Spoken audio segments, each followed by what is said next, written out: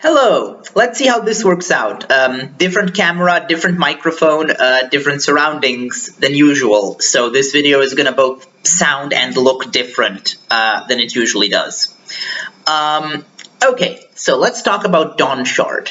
I've read the entirety of Dawnshard. I'm gonna try and put it into a single video.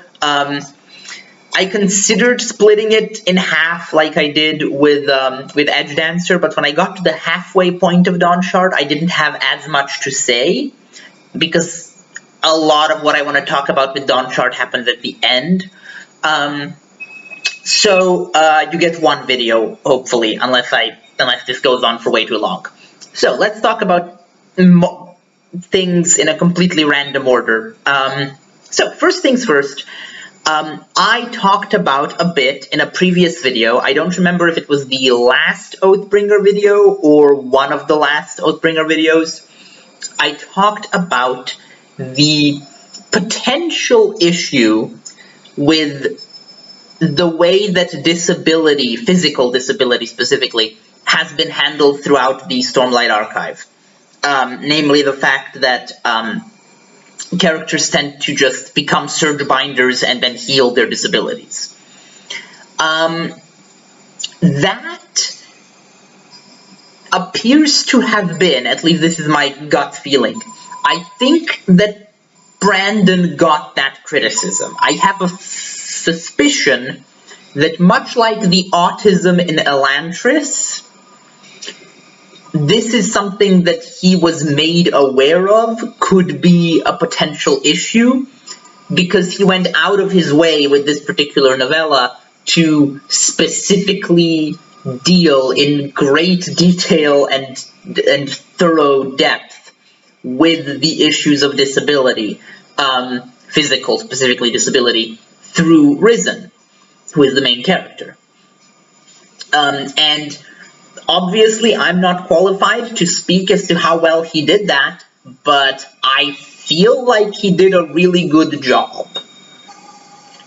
I feel like he clearly did his research. He talked to actual disabled people, I would imagine, for this book. I believe it's mentioned in the foreword that he had like a disability consultant or something, like specifically a paraplegia consultant. So I'd like to think that this was handled very well. Again, I don't know much about the topic, so I don't know if actual paraplegic people might have an issue with the depiction of Rysn for some reason that I can't identify, but I think that it was handled really well, and I really like the way that she chafes against both the limitations imposed on her by her disability and by the lack of accommodations. But really it's more the lack of accommodations than disability itself, because as we see by the end of the book, she is largely capable of doing everything on her own now that she actually has the appropriate accommodations. But yeah, she chafes against not just those limitations, but also against people's very well-meaning, but often misguided attempts at sympathy. She chafes against the idea that people rush to help her before she actually tells them that whether she needs help, and stuff like that. This, I felt, was a very... again, I don't have any experience with this, but I do know people who do, and this rings true to what people have complained to me about, and what I've seen people online as well complain about when it comes to the treatment of disabled people. That being said, let's talk, in addition to Rysn, let's talk about the other character in this book, who, funnily enough, is one of the reasons that Sanderson might have received criticism in regards to his depictions of disability in the past, which is Lopen. Lopen is a really interesting character. I really liked getting insights into his head and how things work inside there. I especially like this paragraph. I'm going to read the entire paragraph, which is the reveal as to why Lopen mentally refers to himself as the Lopen. The problem with people was that everyone saw other nations from far away. They saw them as big mountainous blobs, foreigners, strange. Got it. Up close, it was hard to see people that way. Each was so distinctive. Everyone should use a "the" in front of their name. He merely figured that out first. I really like that. It's such a fun little philosophy that explains the Lopen thing, which I'd assumed that was just like a translation issue between Herdasian and Alethi. Like, Herdasian just uses articles in ways that you wouldn't expect.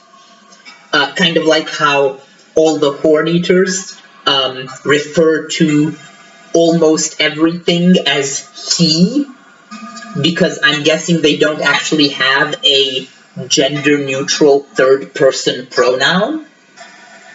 They only have he and she, and so when they want to talk about an inanimate object, they call it he. I assumed that was kind of why Lopen did the whole "the" thing. And I also assumed this was why Lopen gave everyone weird nicknames. I assumed those meant something in Herdasian. Now I suspect that's not the case. I now think that the nicknames are literally just random words he makes up. Because, as far as I can tell, no other Herdasian uses those words. Anyway, Lopen... Okay, so Lopen has a big breakthrough at the end here where he gets the third ideal, and it's all very nice, and I really like the comedy of it happening after it would have been useful, just like last time. I really like that this keeps happening to Lopen, and he keeps getting mad at the Stormfather about it. It feels like the Stormfather is, like, pranking him because he knows Lopen likes to prank people. But the pranks are what I want to talk about. So, Lopen's third ideal ends up being that he will protect people even from himself. And he reaches this conclusion because Huyo basically tells him that his pranks and jokes and stuff are often hurtful, and that he needs to cool it down with that shit. And this is an interesting way, and this is an interesting choice, an interesting direction to take the character. I don't mind it. However, I do have one issue with it, which is that, as far as I can tell, it has not been established in prior books or in this one that Lopen's jokes and pranks have ever actually been harmful. I have not seen characters being hurt by them, either physically or emotionally. I have not seen evidence of this in the actual text. And so Huyo criticizing him about it felt a bit weird because it felt like it came out of nowhere. I feel like maybe at some point during this actual book, at least, if not in the previous books, Lopen should have made a joke or a prank that seriously harmed someone. Which just hasn't happened. So the whole protect people from myself thing feels a bit weird because I don't feel like people need protecting from Lopen. He's fine. I thought that's where we might be going when he started joking about disability with Rysn. I thought that was going to turn out that, like, oh, Rysn is going to actually be pretty seriously, like, insulted or hurt or offended by this conversation because she doesn't share his sense of humor. But no, he helped her. She liked it. So, I don't know where this whole Lopen's pranks hurt people thing came from, because, again, I haven't seen it happen. But I'll take Huyo's word for it. Huyo is also an interesting character. With Huyo, we actually get something, and I really like that this is something that the book doesn't, like, point out. The book doesn't explicitly say this, it just reveals it to us without commenting on it, which is that Huyo is incredibly, incredibly, incredibly intelligent and scientifically minded, but only in Herdasian, because he can't speak Alethi very well, and so he can't express his complex, intelligent thoughts in Alethi. But when he's speaking Herdasian with Lopen, he's actually incredibly eloquent, incredibly educated, incredibly knowledgeable about things, just everything. And I really like that detail, because that's something that a lot of, I think especially people in the academic sphere, which is where I am, I think that's something that a lot of academics struggle with. In particular, I know some people in my life who are incredibly talented and intelligent academics who I can tell that they are incredibly knowledgeable and smart from their writing, but they have difficulty actually expressing it because English isn't their first language. It's also not my first language, but I've mastered it pretty much, so I don't have that problem. But it's definitely an issue that a lot of people have. I believe there's actually a line in Modern Family about it, I want to say, where what's her face, the wife whose native language is Spanish, she has a line about, do you even know how smart I am in Spanish, or something like that. Anyway, that's what this reminded me of, so I really like that reveal with Huyo. But I also like that even though he's like a super genius and smart, he's also like kind of a reckless moron about it, because he is Lopen's cousin, so he does actually do dumb stuff, just like Lopen does. Like, he does science by breaking things, which I enjoyed.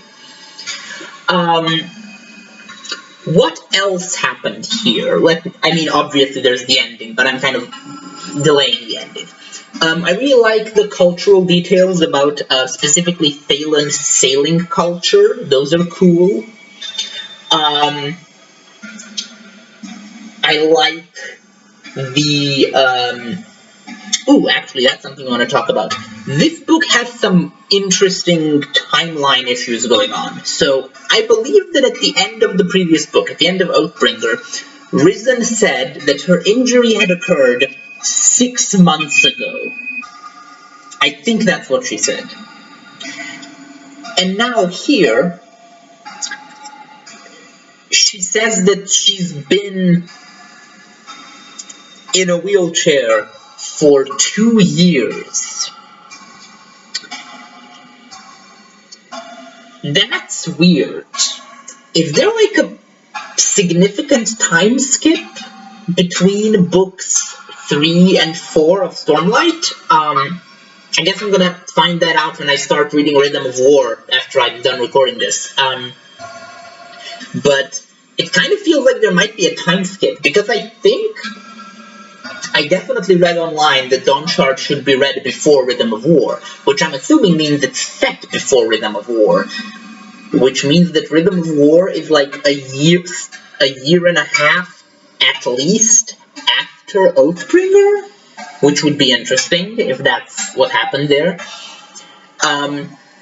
It would be pretty odd to do that, considering like how urgent things seem at the end of Oathbringer, but sure, I'm open to seeing where that goes. So yeah, I noticed that, and the other thing I noticed, so Jasnah is the Queen of Alethkar, but we knew that from the end of Oathbringer. The weirder thing is that Navani is referred to as Queen of Urithiru.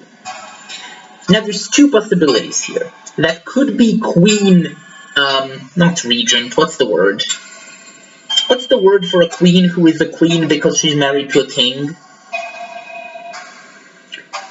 Regent is someone who rules in place of someone else. Regnant is someone who actually is the ruler, and this is Queen Consort. She could be the Queen Consort of Urithiru if Dalinar went ahead and actually declared himself king. But the way she's treated here, it kind of seems like she's an actual queen, as in Queen Regnant. which is interesting. Did Dalinar give Urithiru to Navani? That would be a very interesting thing, especially if it happened off screen. That would be weird. But yeah, that's those are some things I noticed as far as continuity with the other books are concerned that I found interesting. Also, there's like a fair number of third ideal radiants now. Like there's like Kaladin obviously, and now Lopen and Huyo, and we know Teft from the previous book. But I believe Lopen mentions to Huyo at one point that Sigzil is also at the third ideal now. So that's like, it's at least 5 pretty advanced Windrunners we've got. Which is, I was not expecting that number to skyrocket so fast. Especially not like apparently off screen for some of them. Yeah, that's interesting. What else? What else? I think it's time to start talking about the big thing that's going on here, which is the Sleepless and the Dawnshard itself. So, let's talk about the Dawnshard. The Dawnshard is apparently one of 4 commands that Adonalsium used to create the universe, but which were then used to kill Adonalsium. So that's a pretty big deal. Apparently this particular command that was hidden on Akina is a command to change, I believe is what Rysn concluded, is that it changes things. I don't know if that's like a universal thing for all 4 commands, or if that's like the specific power of this Dawnshard. I'm going to assume that the remaining 3 Dawnshards are not on Roshar, because that would be weird if all of these very important things were on one planet. So I'm going to assume that the others are on other planets. I'm going to be looking out for those in future installments of Mistborn, for example.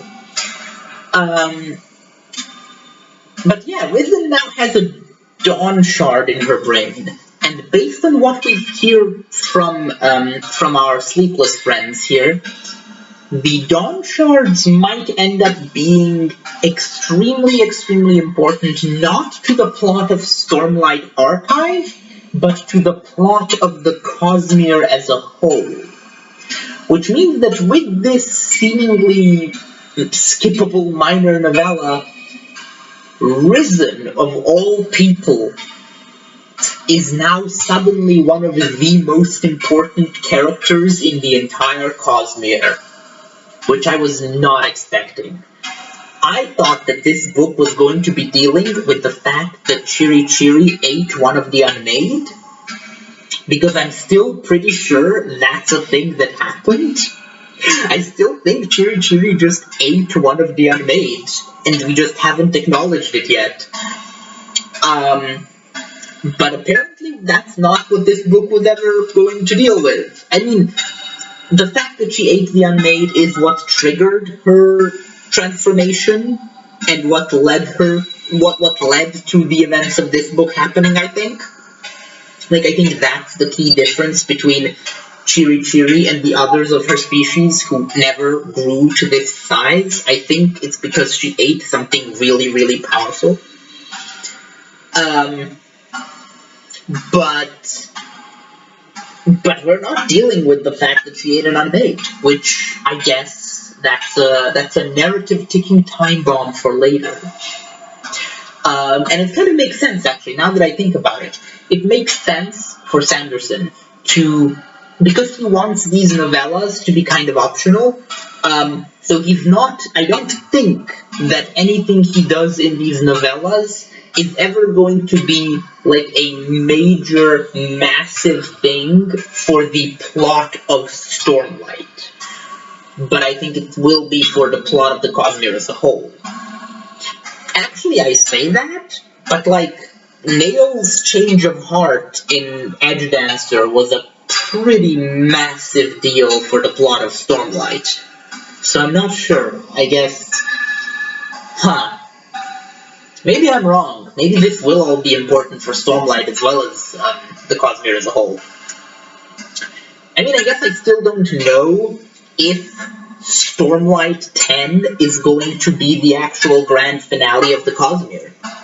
Or if it's going to be Mistborn Era 4, or if it's going to be some other book, maybe when he finally writes Dragonsteel. I don't know. I don't know what to expect. I don't know whether whatever big climax Sanderson has planned for the Cosmere as a whole, I don't know whether that will be like its own book or series, or whether it will simply occur in one of these otherwise separate series. But yeah, Rysn has a Dawnshard in her head now.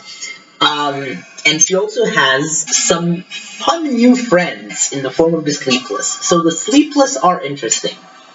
The Sleepless talk about... They're definitely not from Roshar, that's been established. They've explicitly said that. But where they are from is less clear. I have a theory. That doesn't necessarily apply to the Sleepless. I don't know where the Sleepless are from, but I'm wondering if the planet that the humans of Roshar are originally from is actually Yulin. I'm wondering if the thing that destroyed their original planet was the death of Adonalcium, and that's when they came here, to Roshar.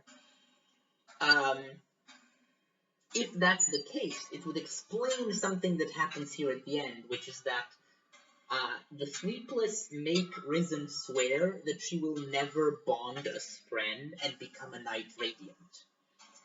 And I suspect that the reason for that is that Surge Binding has the potential to actually make you into someone who can use the Dawnshards. And that's what happened on Yulin. Because we know that Yulin has something similar to Surge Binding, at least, because Chris talked about a Yolish variant of Light Weaving. So I'm guessing that the people who then became the Shards of Adonalcium, such as Ati, Rhys, Tanavast, etc., I'm guessing that all of these people were Surge Binders of a sort. And that's what allowed them to use the Dawn Shards to kill Adonalcium. Now, this is some wild speculation. Who knows if I'm right about this? But that's sort of the feeling I get, I guess, so far. This doesn't answer, however, even if I'm right about this doesn't answer what the hell the Sleepless are, or where they're from. And I don't think we're meant to be able to even guess at this point. We don't have any information, really, that could hint at where they're from, other than not Roshar. Whether they came with the humans from Yulin, or whether they're from somewhere else, no idea. I do notice, however, that them being singular entities made up of many fragments kind of follows a theme for the entire Cosmere, which is this theme of shards. This theme of things being broken into smaller pieces that still somehow make up a whole. Obviously, Adonalcium itself was broken into 16 shards, but then some of those shards were further splintered. All the Spren, as far as I can tell, at least not all the Spren, but a lot of the Spren, are splinters of honor. And And if my current theory is that the Scions and the other dark Scions on Cell are splinters of devotion and dominion. So I think that this is like some kind of weird theme we've got going on here for the Cosmere as a whole. And I feel like the Sleepless might be the way they are because of that theme. Because they represent this larger structure that defines so many things in the Cosmere, which is this structure of many smaller things of like a single large thing that is broken down into many smaller things. And that is what each individual Sleepless is at the end of the day. What else do I have to say here? Oh, right, I have a very important thing to talk about, which is the Reshi King. An incredibly minor scene here, like a blink and you'll miss it scene, is a scene that seemingly confirms that the Reshi King is explicitly trans and has physically transitioned using Stormlight, which actually makes a lot of sense. If you become, and also serves to support a theory of mine. Remember how I said in a previous video that I think Kaladin's scars, won't go away because he's internalized them and they're part of his self-image? Well, if you internally feel that your body should be different than it is, such as a trans person with body dysphoria might feel, then it makes perfect sense that becoming a Surge Binder and getting access to Stormlight would heal your body into the shape that it's supposed to be in your own mind. So that actually makes a ton of sense. I'm just shocked, genuinely, that Brandon went there. I'm very pleasantly surprised. I think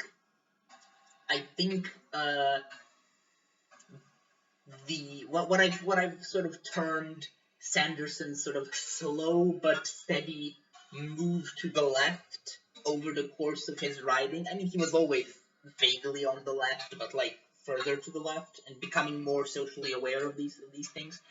I guess it's progressed further than I thought, because this is honestly, I've never seen a non-queer author think about, in this level of detail, think about the actual implications of a world's magic system on various forms of queerness such as this. So I think that Sanderson has some very good advisors and very good consultants on this one, which makes me excited to see the future. A small part of me still hopes to see Adeline and Kaladin get together, but I strongly doubt it'll happen. And like objectively, it wouldn't be the best narrative choice. I think it's clearly not where the story is heading. I'm not actually saying I want that. I mean, emotionally, I do want that to happen, but rationally, I'm aware that that probably shouldn't happen. Yeah, that's about everything I have to say here, I think. Let me just look through my notes here and say, what else can I add?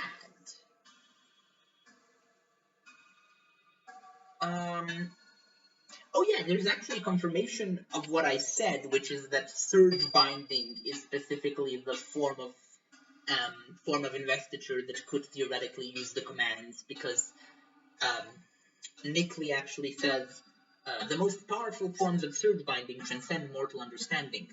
All their greatest applications require intent and a command. Demands on a level no person could ever manage alone. To make such commands, one must have the reasoning, the breadth of understanding of a deity. So yeah, it's pretty clear that surge binders in particular are the ones who might be able to do something with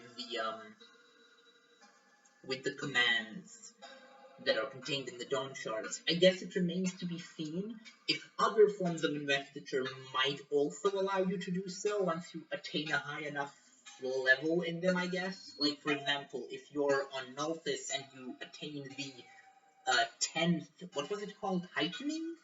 Was it heightening? The 10th heightening? Maybe that would also allow you to do it. If you're a full Mistborn and a full Feruchemist or something, maybe that would allow you to do it. If you're an Elantrian, maybe that would allow you to do it. I don't know. Or it might just be exclusive to Search Binders. But I feel like it would be kind of counter to the point of the Cosmere, if that makes sense. If one of its major magic systems was so heavily favored over the others by the narrative in the end. So I don't think that... I think that we're going to learn that these different forms of investiture are more interchangeable than we might have guessed. Which we already have some evidence of, because of course, Nightblood can feed just as easily on breath as he can on Stormlight. And something tells me that if he were on Scadrial, he could probably feed on the metal reserves inside of an Allomancer. Or if he... Well, actually, now here's an interesting question. If he were on Cell, and an Elantrian were to use him, Elantrians don't have power reserves within their own bodies. Elantrians are just directly linked to Aeon Door. To the door, rather. And the door is, at least I think, essentially a pool of investiture that's all that's left of probably devotion, would be my guess. So if an Elantrian were to draw Nightblood, would Nightblood feast through that Elantrian's body directly on the door until he fully drained it, essentially destroying it forever? There's a thought. What if that's where this whole story is going? What if Nightblood ends up being used to kill a god, or rather the corpse of a god, I guess, on Cell of all places? That's a weird theory. Why did I just go on this wild tangent? Let's focus back on the book here. Yeah. I would say that the final thing I have to say about Dawnshard is that it is pretty heavily hinted at the end that Chiri is going to grow large enough for Rysn to be able to ride her. Something tells me that the end game, in terms of mobility aids for Rysn, is Chiri herself. We'll see if I'm right, but I suspect that probably not for a while, but certainly once we get to the second half of Stormlight, like Book 6 and onwards, I would not be surprised to see Rysn flying around in a giant bug. So, yeah, those are my thoughts on, my brain stopped. Dawnshard. Those are my thoughts on Dawnshard.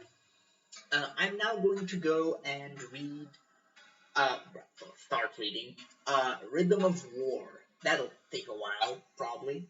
Yeah, see you whenever I'm done with that. Well, when I'm done with part 1 of that, I mean, not the whole book, obviously. Bye!